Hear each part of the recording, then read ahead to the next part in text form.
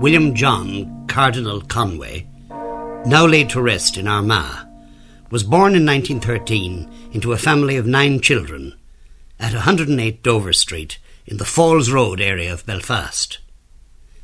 Seamus Kelly went to school with him to the Christian Brothers. There were about 20 of us in that particular matriculation class. The hard-boiled sophisticates, many of whom later went far, as they say, played cards in the back seats. Being junior, I sat further forward and closer to the eye of authority in the near neighbourhood of 2 classmates who were namesakes but weren't related. One of them was Thomas Anthony Conway, and if he'd been in an American high school, he'd probably have been voted the one most likely to succeed in capital letters. Tom Conway was a brilliant all-rounder, but economic pressure forced him out of school and onto the emigrant ship before he matriculated. He went to New York, and in Manhattan he started his career as a bootlegger's runner. Went on to Wall Street from there and finished his business life as a big tycoon with a master's degree from Scott Fitzgerald's College, Princetown. The other Conway we called Willie or Bill. He had a high academic rating and, unlike myself, he was a good, solid worker. I was lazy and erratic, interested only in the things I liked, but sometimes fairly good at them because I liked them. So, the 2 Conways, myself and a man who is now a top medical specialist in the north, were rated the 4 bright boys of the class. Sometimes one of us on top, sometimes another. By the way, it's a tribute to Bill Conway in the context of the crowd he was with and the fact that he was known as a slogger, that he was well liked by his classmates. The same applied later on in Queen's, where he did honours English with the barrier of a potential Roman collar between him and his fellow students.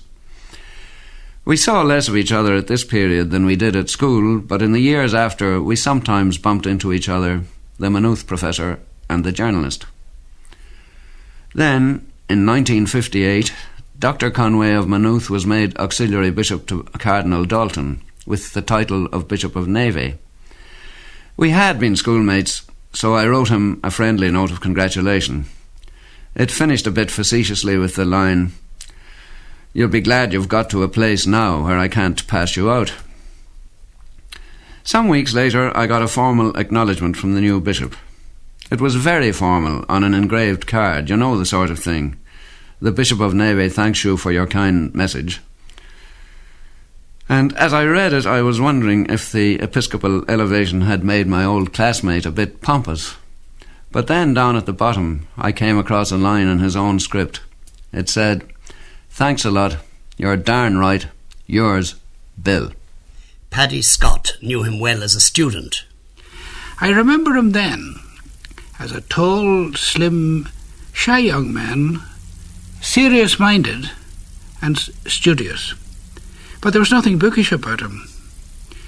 His natural shyness kept him from making friends easily at first. But once contact made closer acquaintance, there was revealed a warm-hearted man with a keen mind, who even then chose his words carefully. He had a terse, penetrating style of speech, and in writing too, and this won him an honours degree in English. The learned and cultured theologian and philosopher Monsignor Arthur Ryan, to whom we owe all a great deal, had an influence in the development of his keen philosophical brain. He was proud of Belfast, and at that time we were all proud of Belfast, and he was proud of his native parish, St. Peter's, on the Falls Road. And I remember his first emotional words to the cheering crowds that welcomed his triumphal entry as the youngest cardinal in the Sacred College. After paying tribute to his parents, he said, with great emotion, "Thank you for welcoming me home." It was an emotional time.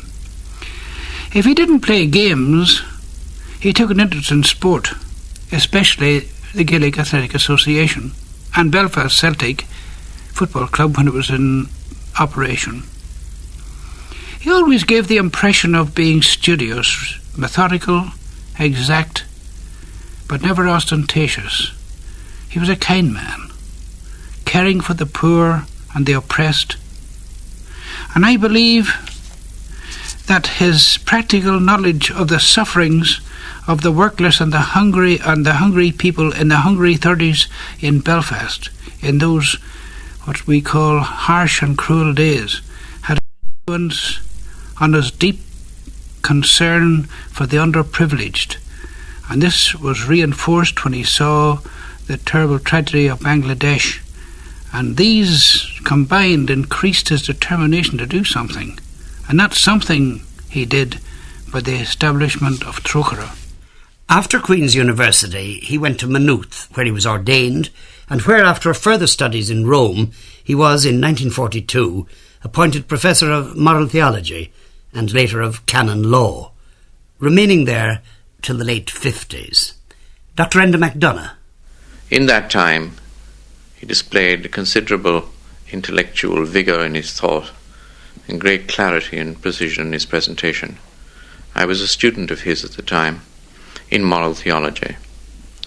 His theology was the theology of the time, cast basically in a legal form.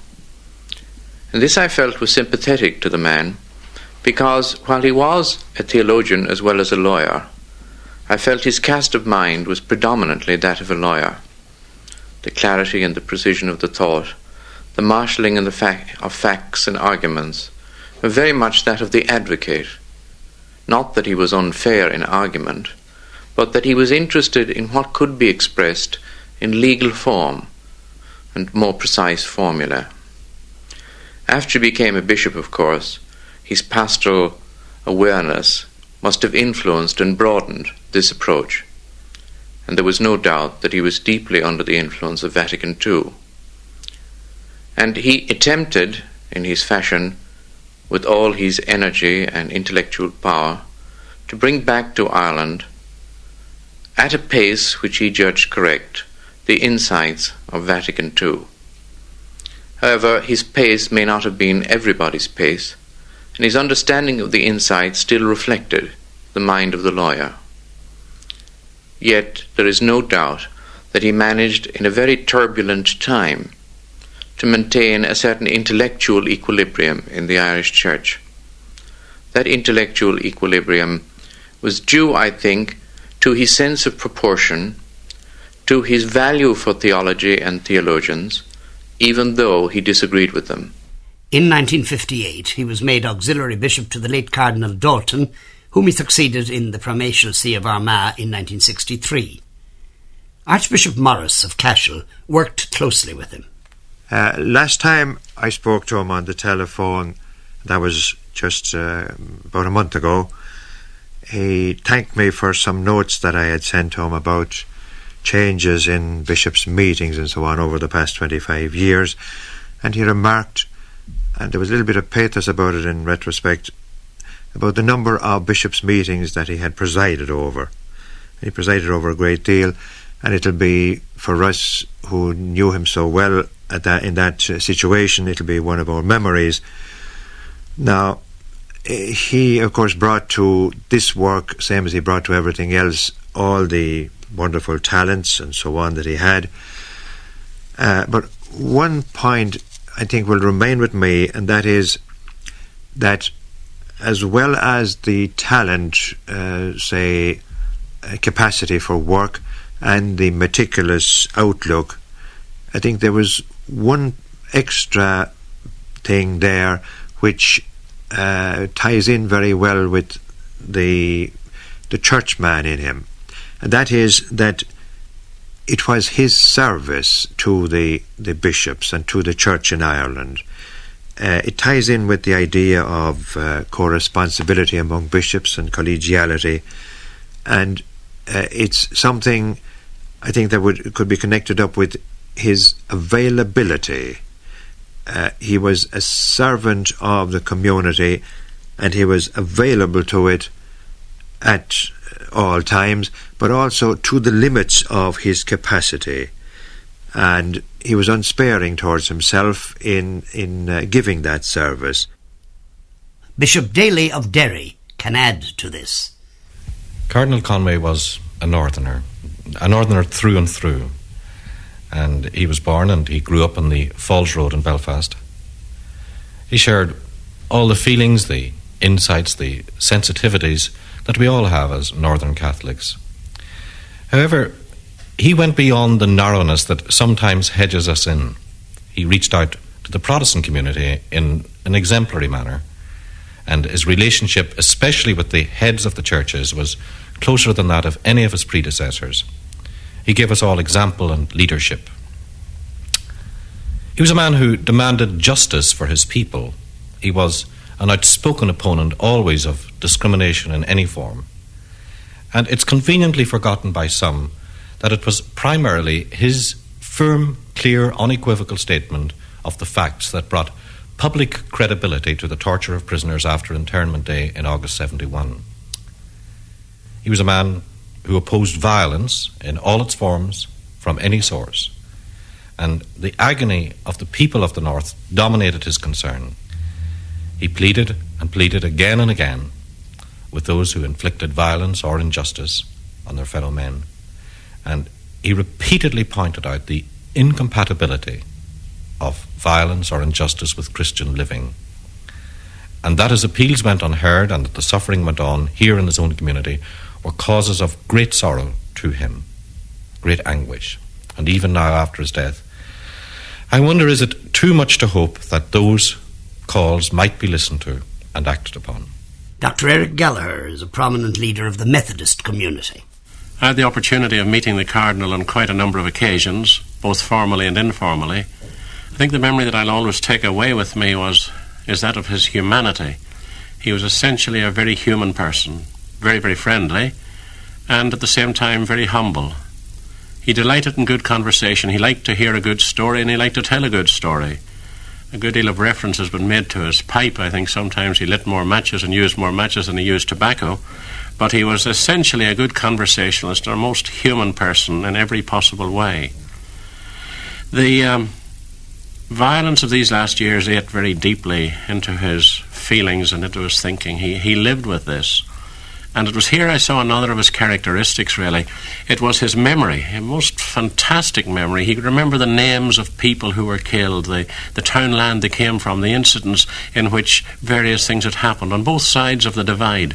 He had that kind of phenomenal memory, and he also pitchforked himself right into the feeling of people. He could feel the sufferings they had gone through, and he felt deeply for families. Then I want to speak about his church relationships. I had the opportunity of being one of the early people from the Protestant side who met him, and it was a very interesting operation, you know. He was weighing us up, and I suppose we were trying to weigh him up. And he was very anxious to know how the Protestant churches worked, and he took great delight in kind of trying to probe and feel out how we felt about it. I always had the impression he really wanted to make improvements in our relationships, and he went a very, very long way. Perhaps people today say we should have done more. But when I look back at the situation as it was when he came into his position and as it is today, I realise that a tremendous change has taken place. We owe him a very great deal. People say he was a traditionalist, he was a gradualist, and I suppose this is true. But nonetheless, he was graduating in the direction that he wanted to go, in a direction that would do this country a great deal of good. I'd have liked to have seen more progress, and I know he would have liked to have seen more progress, but I thank God for what has been achieved. Father Jim Lennon. As a priest of the diocese, the first thing I would want to say about the Cardinal was that he was a very fair man. To my knowledge, he never did an unfair thing to any priest in the diocese. And he was always so available and so accessible to them. He always listened. And I think this is a great quality in a bishop. Then one thinks of his initiatives, the new things he did, the part he played, for instance, in setting up the Catechetical and Pastoral Institute in Mount Oliver, and his continued interest in it. He was to a great extent responsible for getting the whole new catechetical programme off the ground.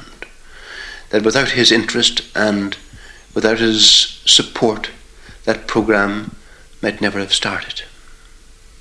I worked fairly closely with him. I always found him a completely human man, a great sense of humour. In fact, talking about his availability and accessibility to priests, he was available and accessible to everyone. Paddy Scott earlier mentioned how the Cardinal's concern led to the founding of Trócaire.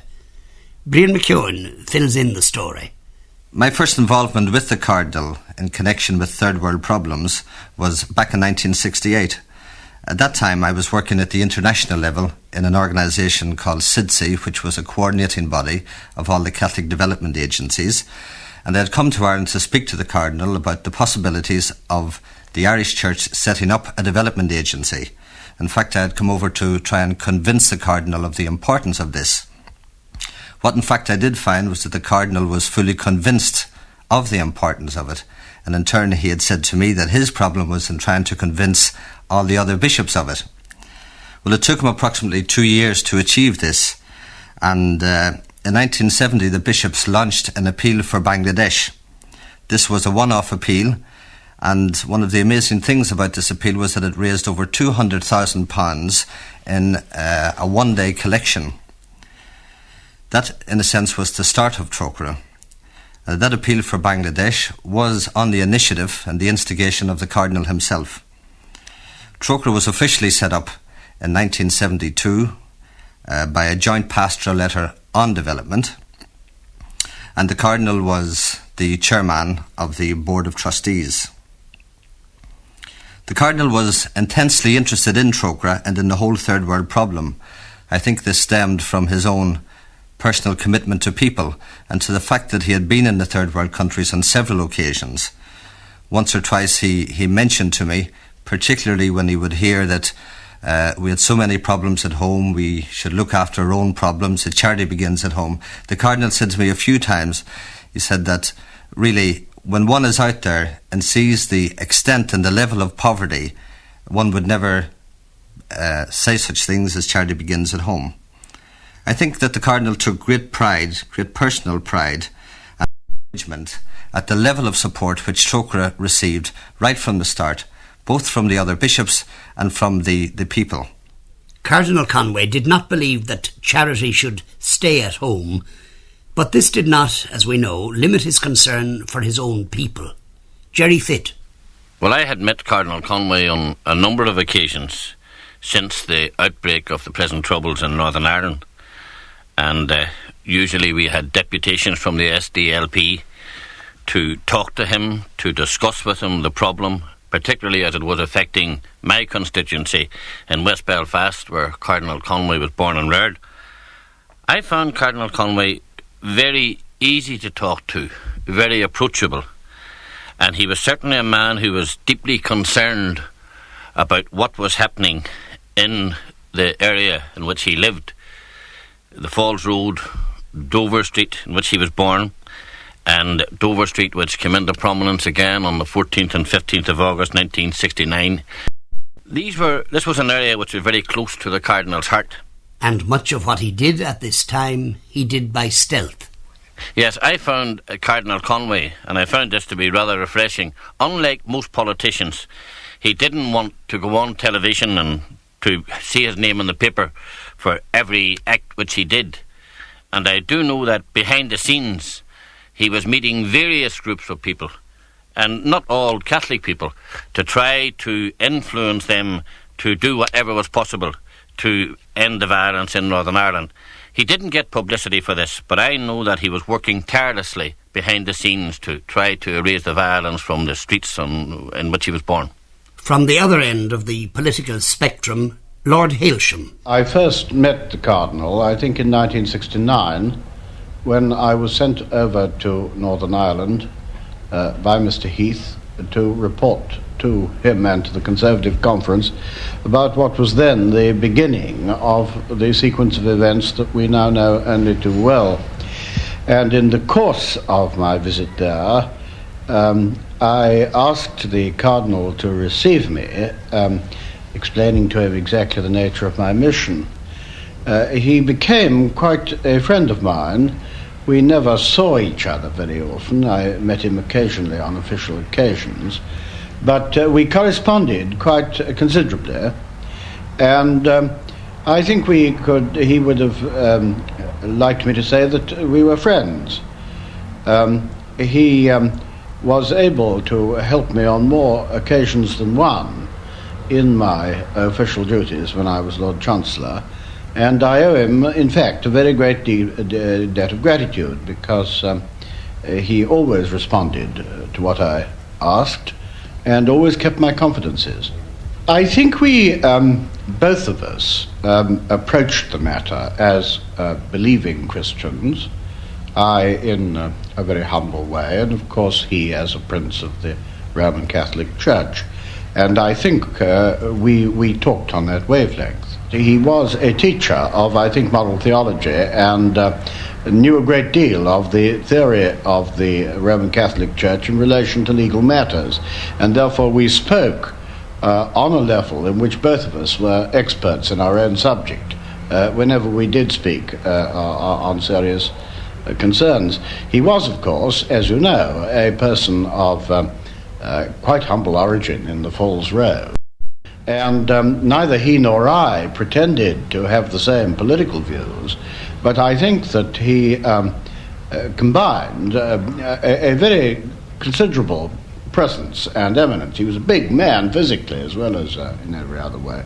He had combined the dignity and presence that you would expect of a cardinal with a sympathy for the common people, which I think was quite unmistakable. I don't think that either of us looked upon the other as an advisor. I think, on the contrary, he had things to ask of me and to find out about from me, and I had things to ask of him.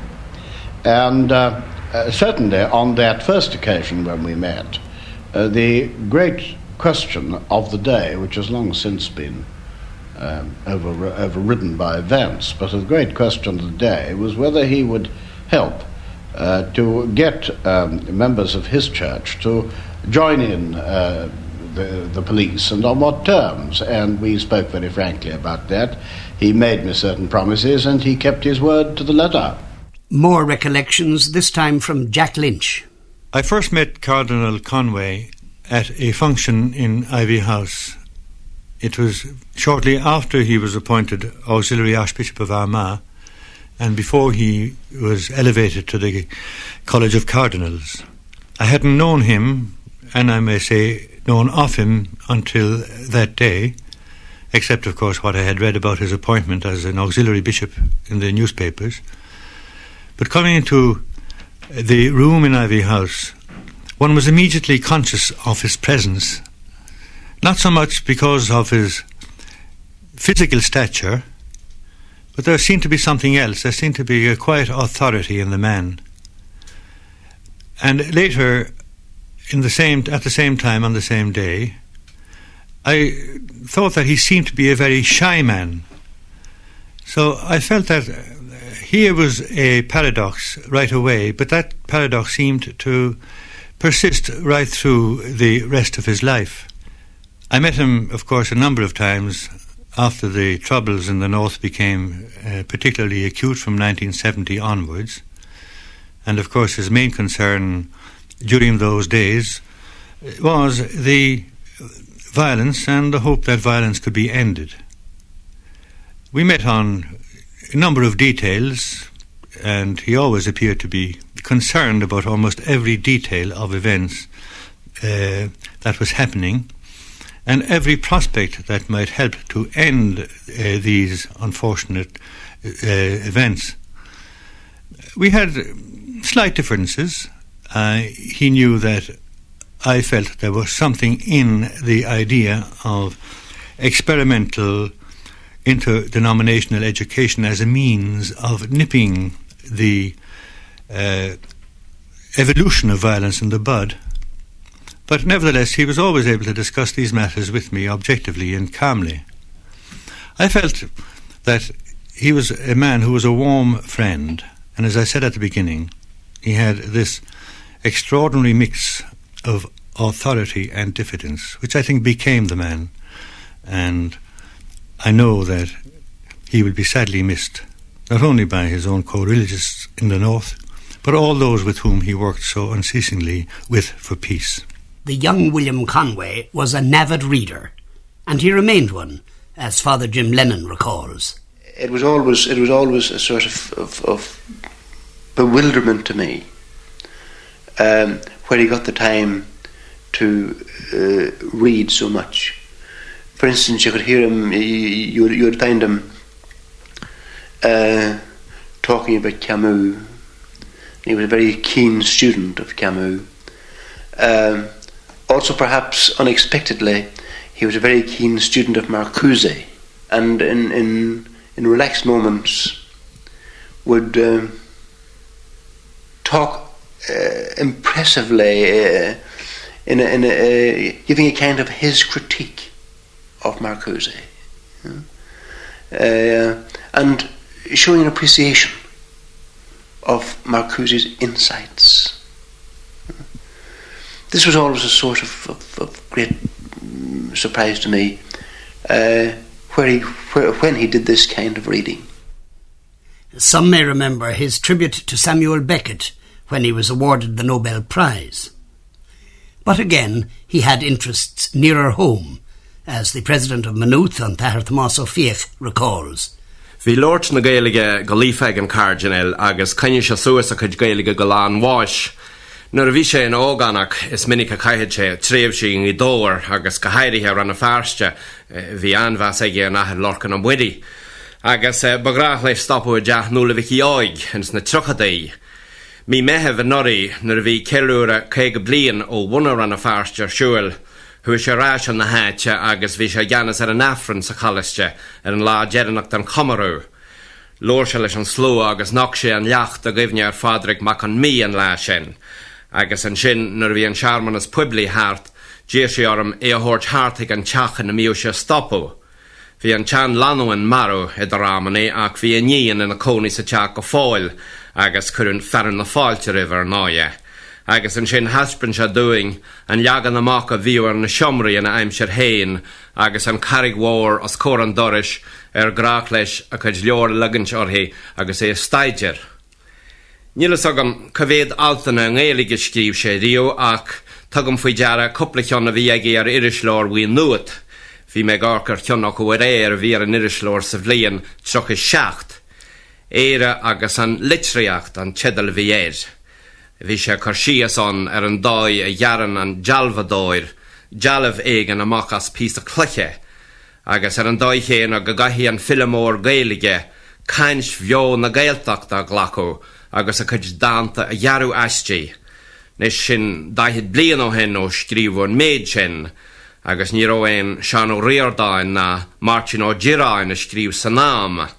Dar íirih ní dóilm gur bhfuil sé héin agus Sean le chéile díú, mar cé go bhrun olscoil na héireann céim an órach ar an bheirteach ó an norí, ar an láchéarna ní ró Sean abalta a bheith láthir, agus tá bheirteach ó imitheir lína fírinne inis. Bhí spéismhór ag star na héireann fásta, nuair a ceapú na aspa cuanta na ardhacha i dúsama bhí cónaí ar an úndealgan ar náide, agus léad sé gathród a bhí le fáil faoi star an cheantar sin, go hairithe cuidhór an na bun insí, nach méthe súleo Fines Morrison mar hampla faoi cogu i néil na documéid ins na wadding papers agus a léhéidé. Bhí anmheas go deo ag ar éonéil go hairithe ó dulsí Micheline Walsh, literacha Jeranacha i néil in san Irish Sword. Is tóithe nach nárcú na Gaeilgeoirí ar an Cardinal mar dhíogar seoir ach san am chéna is siomí imacht Gaeilge le Gemlín an nuas ar ó se páirteach an cimhníam go hairithe an chéad affran Gaeilge dar chréilú ar helifis na riú na bhí mar cheilúí an orin Vigarman sa bhblionn 62 stáilam. An sin an bhblionn ceapú na aspogé thug sé an lécht an bhblionn sin do chuman na sagarta in an iireachtais. Nocht sé an leacht I gyfniar hémastal macúrta in I mé sa bhblionn 61. Agus nuair bhí mis beirt golthaig imachtaí thar saile gyfniar an líomh na héir an iscéalaigh bagna car fada lóra mis le chéile. Scifanlam uair amháin a thugmuid cuairt bharbór baras ar an bhealach go mó agus bhí mit a Lord Gaeligan nuair bhí sesin sa caiithir agus as an barbór lín in aim dé ach Lord Frankishe céan teanga sin. Oers an Cardinal sin teanga cosfuil an teanga a bhíú a Lord Sarank sola danig na Róáni agus dách an barbór agus a sesin múndiú vous êtes préhistorique. The Cardinal had a keen sense of history, but a keen sense of contemporary needs too. He knew the importance of good communications to the church of his time. Father Agnellis Andrew. My first meeting with him grew out of my work as a broadcaster. We were both young men. He was a professor at Maynooth, and I had recently been appointed to take charge of Catholic broadcasting in the BBC. I had done some Lenten talks for Radio Erin, and also, with the boldness of youth, I had dared to do a few broadcasts with the ambitious title, A Catholic Social Scientist Looks at the Irish Constitution. Oh, the patient people of Ireland. However, Dr. Conway was interested, and even set me right on a point or two. A correspondence began, and soon he invited me to address the Maynooth Union on broadcasting. I don't remember anything about the talk, but I do remember vividly Dr. Conway's room late that night, sitting there on a low stool by the fireside, listening to some of the best conversation I've ever heard. Dr. McGarry was there, I think, and Dr. Philbin and a few others. Later, I went with him to his home in Belfast to watch a marvellous French television programme on the recently restored Easter Vigil, for which I had done the English commentary. And sadly, I remember him helping us broadcasters working in the snow blizzard at the funeral of his predecessor, Cardinal Dalton. People in positions of high responsibility often find working in the media difficult and indeed full of tensions.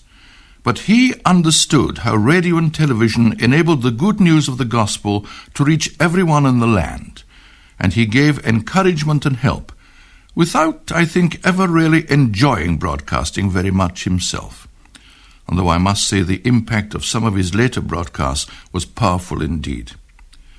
The last time I was in regular contact with him was during the Second Vatican Council, where, after the strains of the first difficult sessions, he emerged in a very important world figure, gaining the great respect of the fathers of the Church. He made his own unique contribution in difficult times to the noble line of Archbishops of Armagh. It was during the Vatican Council and at a subsequent Synod of Bishops where the Cardinal was one of the 3 co-presidents that Louis MacRedmond got to know him as a journalist. He enjoyed the company of journalists. He liked to pit his knowledge against our cynicism, his total recall of what we'd written against our fumbling efforts to explain what we meant. He thus forced us to think, but he made us feel wanted too. It's all very well for you fellows, he'd sometimes say, at once envying our freedom and making it clear that his world would be the poorer without us. And so it would have been, not because we were dispensers of light, but because we offered a view from another vantage point upon the events which engaged his mind. It wouldn't have been possible, this ongoing and mutually fruitful exchange, without the relaxed and friendly atmosphere he generated around him. The most hardened newsman fell victim to the Cardinal's good humour, and confrontation quickly yielded to reasoned dialogue. Only the rash expected to win the argument, but more often than many realised, a journalist's perception became the point of reference for a later statement from Armagh. "We couldn't talk to a cardinal the way you do," an American reporter once told me in awe, and a German added, "I wish we had cardinals like that." He was sometimes impatient with the journalists' impatience. Does it matter, he'd ask, if Ireland implements a decision 6 months after England or Holland? His measure of good journalism was not that it should reflect official attitudes, but that it should be well informed, calmly expounded, competently written. He found extreme positions suspect. "I feel there's a great need," he wrote to me once, "for people who'll do their utmost to hold the balance evenly between left and right." It was a pastor's priority, the pursuit of consensus between all God's people. If church affairs in his time were opened out to adult discussion, it was his doing as well as ours. There was an affection between us, warm and vibrant and healthily disputatious. We mourn his passing as we would mourn the untimely death of a highly regarded and stimulating colleague. Than that, no journalist's emotion can strike a deeper chord. We leave the final word to one of his priests, Father Dennis Fall. The work of the Cardinal can be summed up in a well-known Irish proverb: Ní hé lá na gíthe, lá na scallop. The day of the big wind is not the day for the thatching. The Cardinal always looked to the future and often spoke to us priests in Armagh of the storms that lay ahead and of the opportunities to preach the gospel that lay ahead for Armagh and for Ireland. He did not wait for the storms. He prepared the church to take the strain of nights of big wind, Icha na Gicha Mora. The building of structures in Armagh and for the Irish Church was his work. Its full benefits will not be seen for 10, perhaps, or 20 years or more. He was a good thatcher. He wanted his work to protect the house of God and to keep it safe until the end of the century. He never had any use for instant solutions or instant applause. Deeply he dug the foundation, which is Christ, and patiently, piece by piece, he laid on the thatch with the skill of a master craftsman. As a result of these years of hard and unrelenting work, the Church in Ireland and the Church in Armagh can look up to the sky and face the wind and the rain with confidence. The House of God in Ireland and the House of God in Armagh, Teach Fádric, will say many times, "Thank you for the thatching. Yes J leis an wajin wire go mawis giste anocht."